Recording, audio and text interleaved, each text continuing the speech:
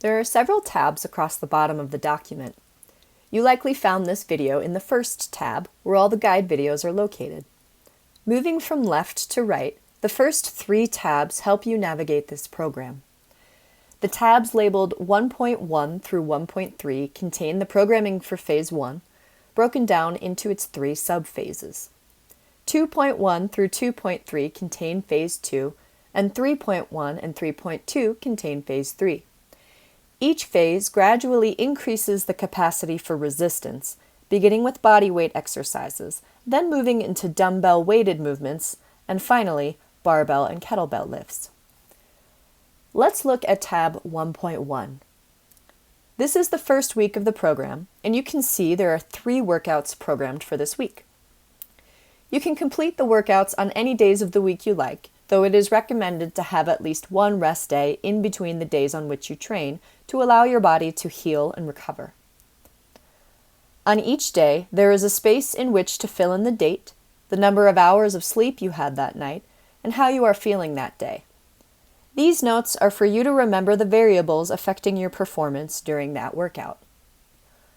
Along the left edge, you will see the name of each lift to be performed and the order in which the workout should be performed. On day 1 of this week, the first movement is air squats. If you're not familiar with a movement, you can head over to the Video Library tab to see its execution, correct form, and needed equipment. Let's continue to look across the air squats row for the weight that should be used for this movement.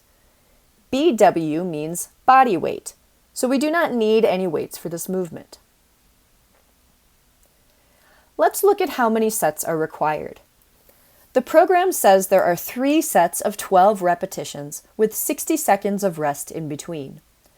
To properly structure this exercise, you would begin with your first set of 12, then rest 1 minute. Proceed with another set of 12, followed by 1 minute of rest, and finish with a third set of 12 and 1 minute rest. Then proceed to the next exercise. If you see 2 or more exercises highlighted in the same color, it means to perform them as a circuit or superset. For instance, on day 1, we see wide arm push-up and chin-up both highlighted in the same green color.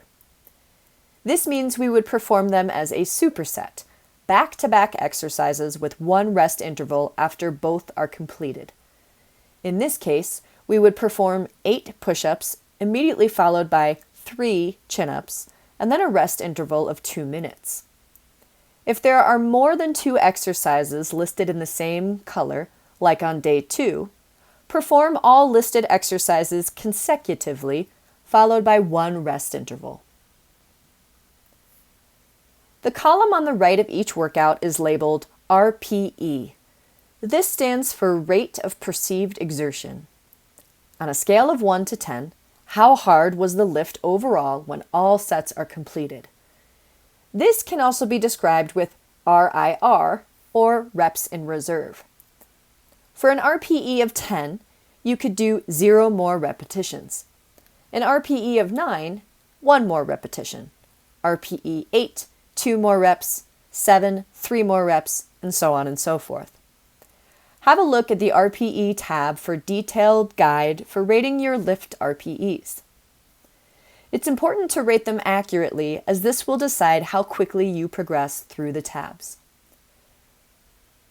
Finally, if there's anything you'd like to remember about a particular workout, you can write it down in the log so that it is archived for later.